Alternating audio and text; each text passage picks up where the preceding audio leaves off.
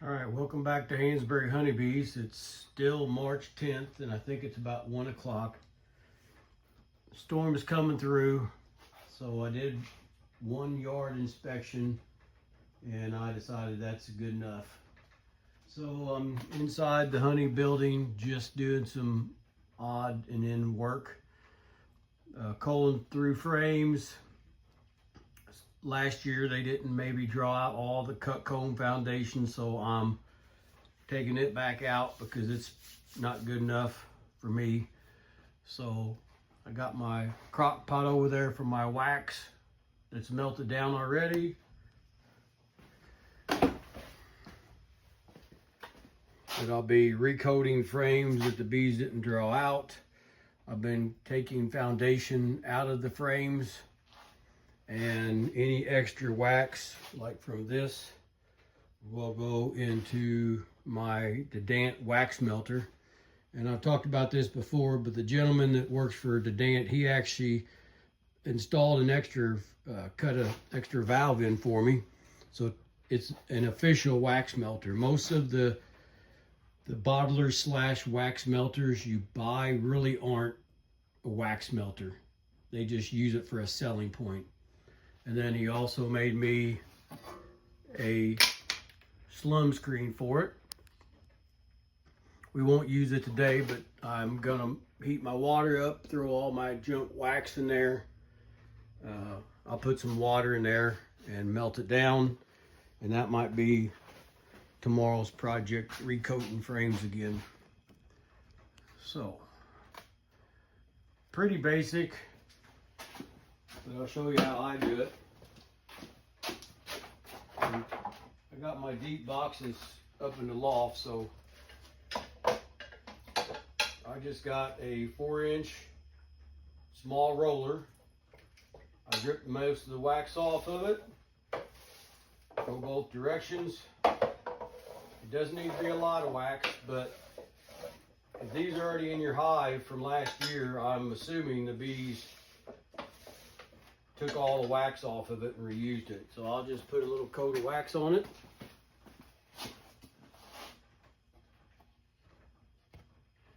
And put it in my box. It's a pretty basic job. The only thing is after a little bit, this wax gets underneath there and it doesn't want to roll as good. But I actually just came in from my other part of my barn, and I took my grinder and I just took a little bit off that metal so I don't have to worry about it as much. And I try to get a good coat on it. I have plenty of wax to spare, and I figure the worst thing they can do is move it. So, just do a few of these. If you see here, this isn't bad on this side, so I won't re-wax it, but that side, I'm going to add some wax to it. And if you smash down all the wax, it isn't any big deal. They're just still going to fix it. You're just wasting your time if you don't re-wax it. So this one here is completely drawn out, but this side isn't, so I'm going to add some to it as well. Don't have to be nice, it doesn't have to look nice, it just has to be coated.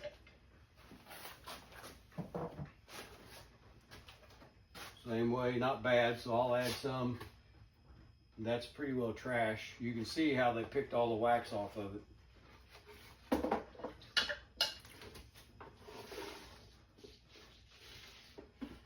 I do this here because I do splatter wax all over my wall, but you can't see that. Every now and then I'll just put a little bit of wax on top of this to try to freshen it up. Got plenty of wax on that one. Let it dry.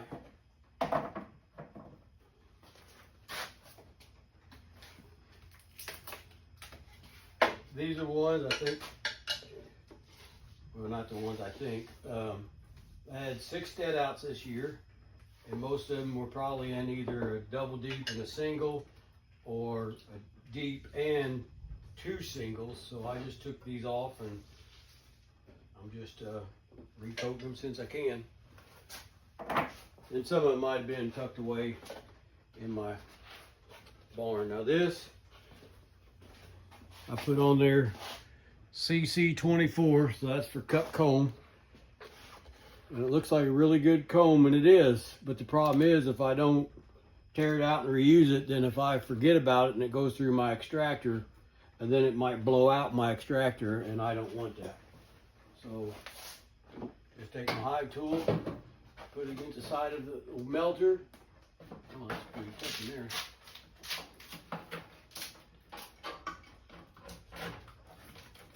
Then I'll scrape it out.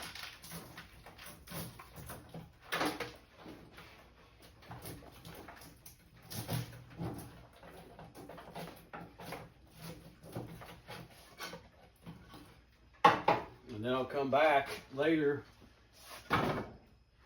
use my heat gun to loosen that wax up, and then I'll clean those frames out really good.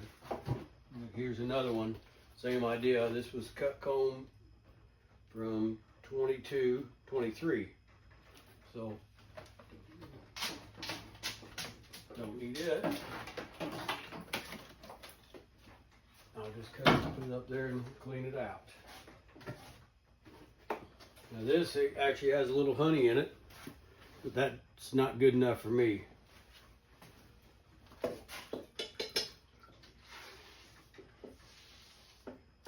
some wax on it.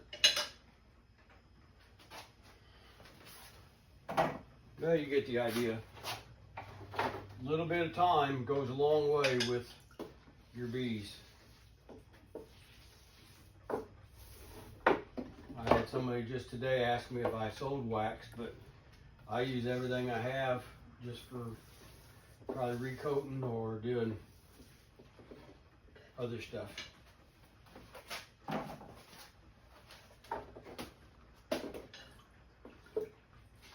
You believe I had somebody want to pay me to coat foundations before because they didn't want to do it? True story. About as easy as it gets.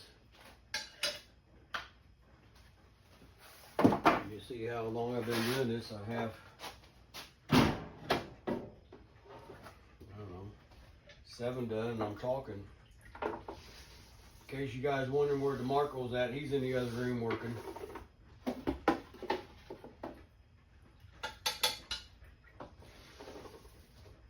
figure I might as well tell you all, just in case somebody's wondering who DeMarco is. Well, that's my imaginary friend. Everybody needs one. He's always on time. He's never late. He doesn't take breaks. He doesn't take lunches. He never complains. He never tells me I'm doing stuff wrong. Everybody needs a DeMarco. A friend of mine, she's got one. I think hers is named Consuelo, if I'm not mistaken.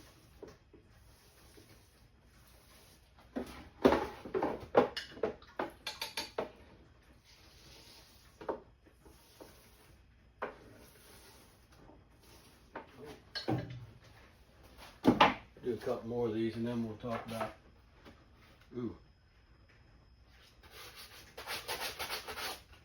This one doesn't look too good, but we're gonna see if they draw it out. Worst case scenario, they don't.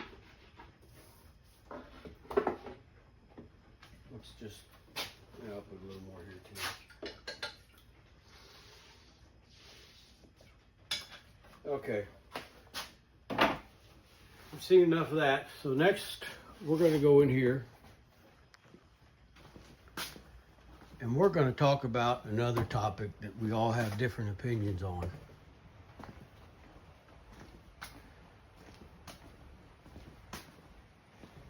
Old Red. I haven't had him out yet this year. See if I can't set this up. Let me shut the door here. I have a few honeybees in here.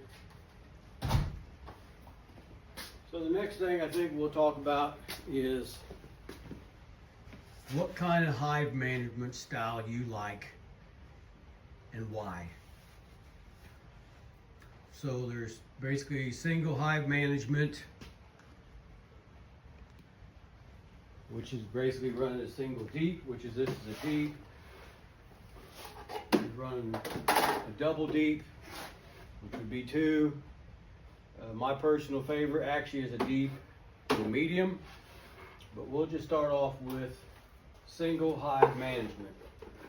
10 frames, you put on the bottom board.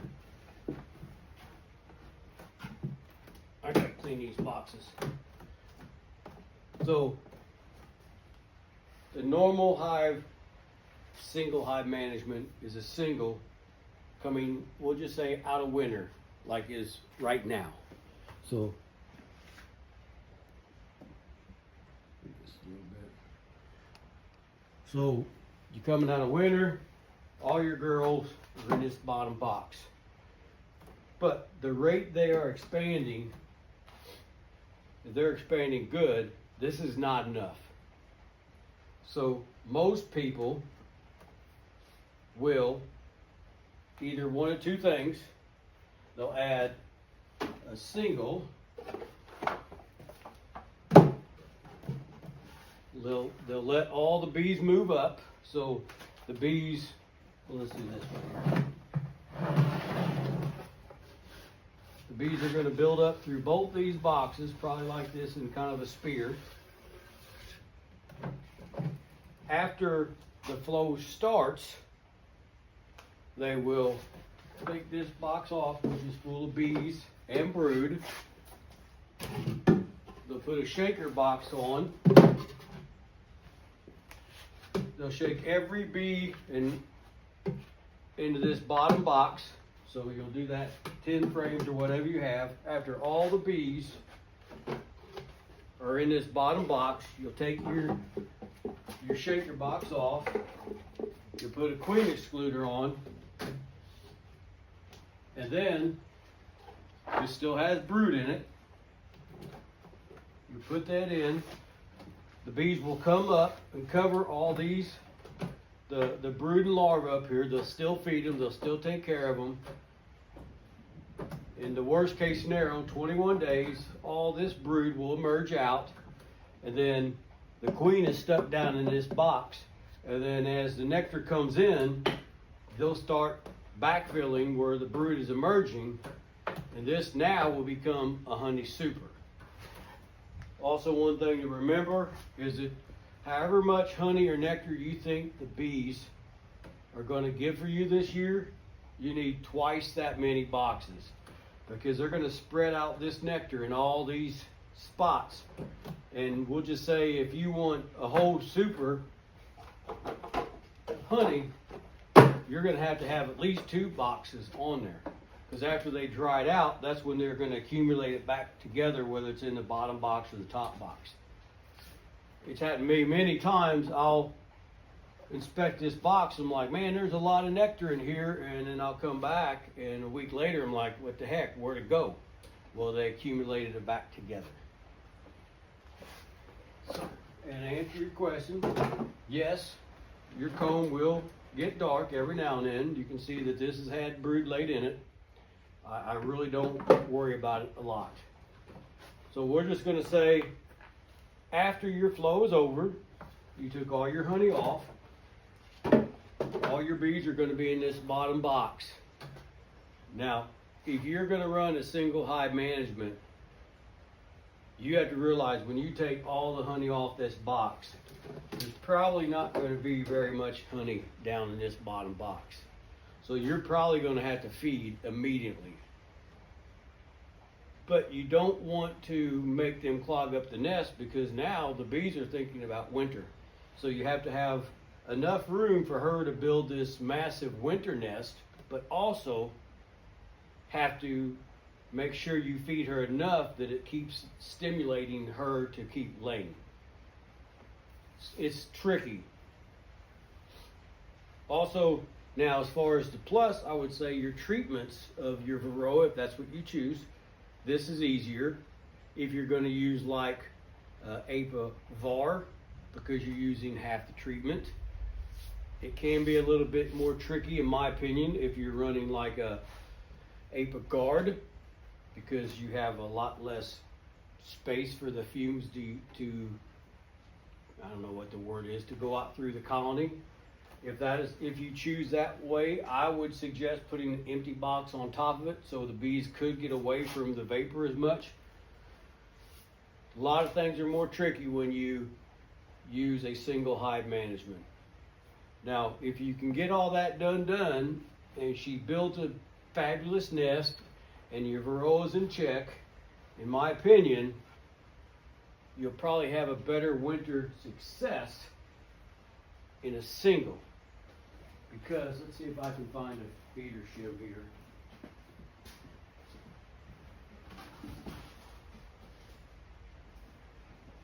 You're back to almost winter. Most people use some kind of emergency food.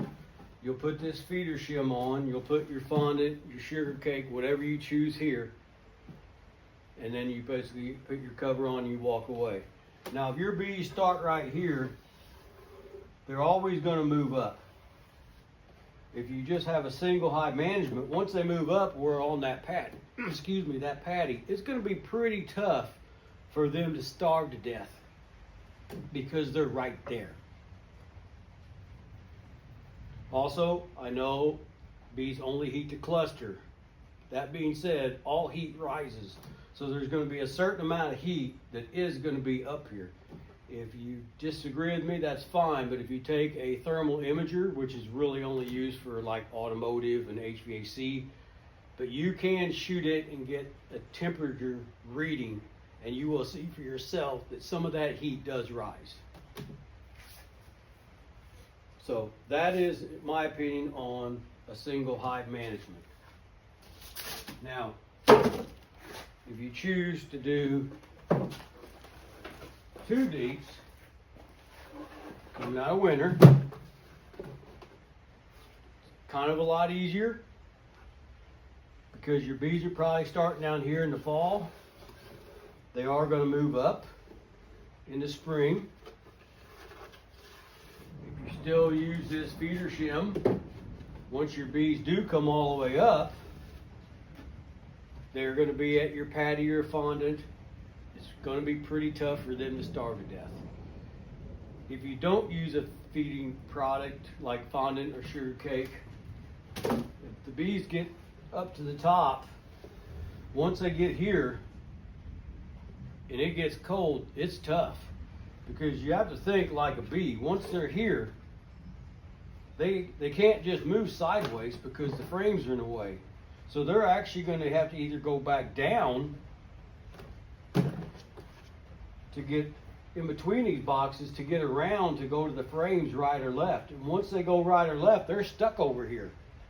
It's tough. I mean, if they're over here and they run out of food and it's cold, they're probably going to be dead.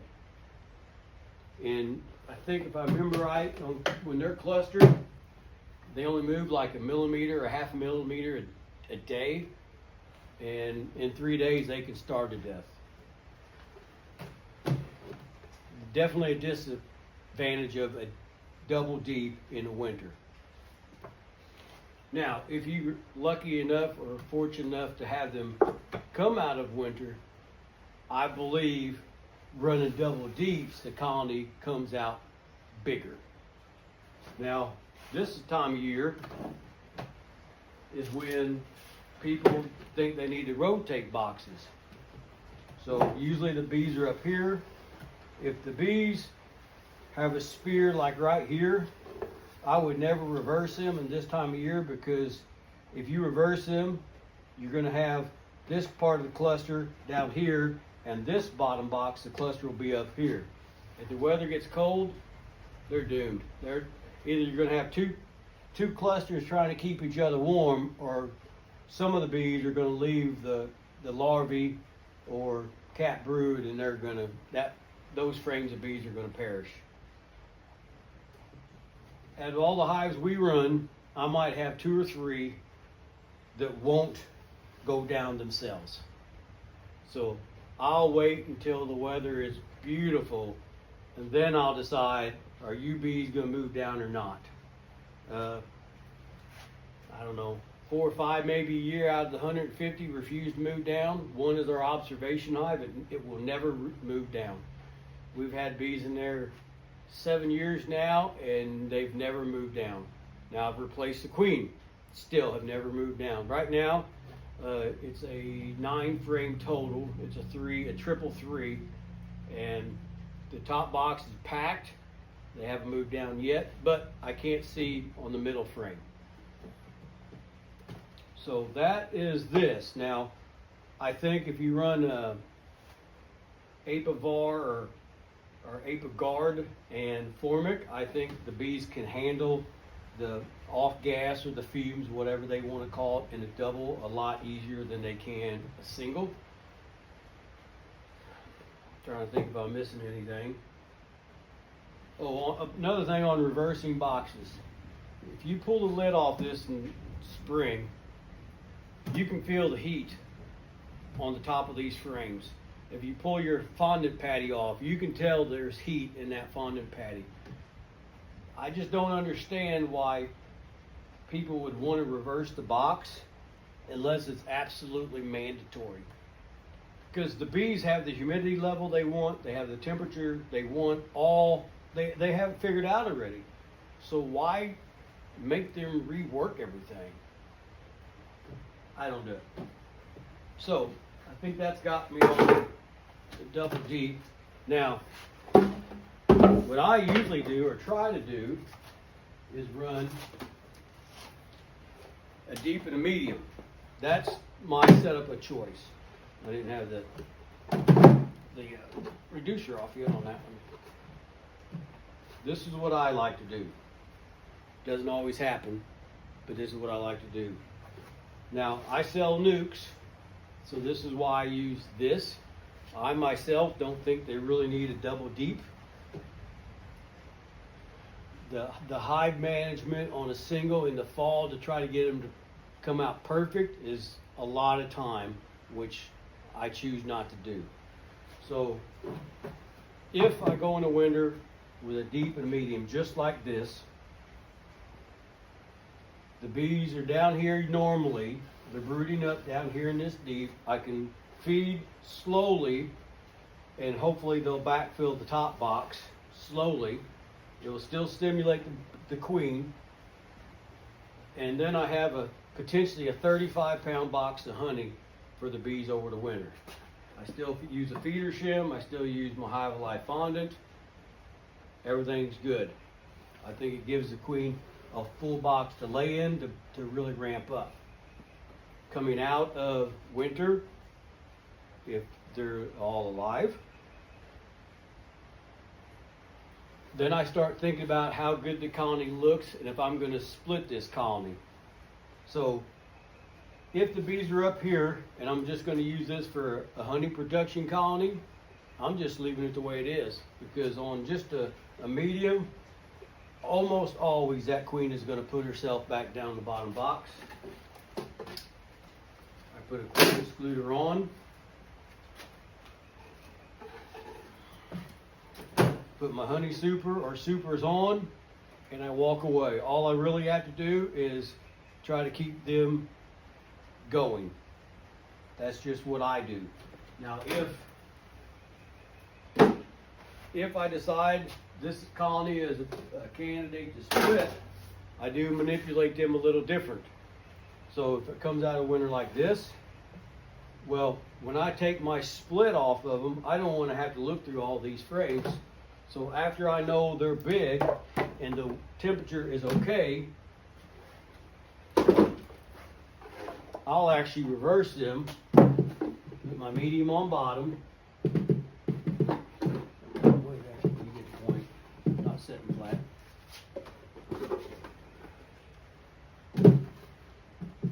Actually, I'll do this.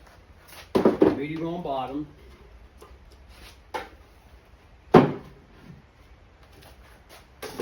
Empty box. I'm going to take every frame out, shake them in, every frame, so I know that queen's in that bottom box. I'm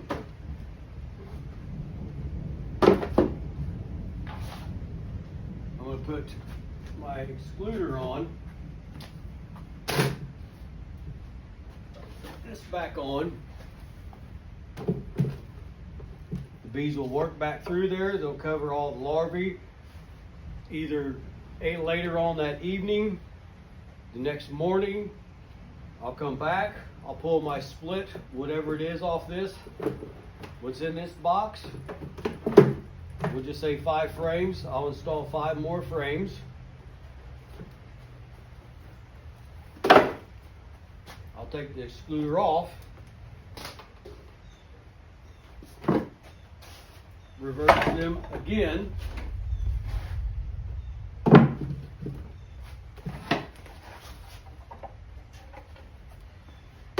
I'll still give the queen free range of a medium deep. And then I'll put my supers back on. So that's the 3 different ways. I know there's more than that. There's a dim array. It's way too confusing for this pea brain. So that's what I do. So hope everybody has a great year. Hope your bees are doing good. Hope this microphone's working. And I'm going to wash my hands and then wax some more frames. And I need another cup of coffee. So until the next one, have a great day.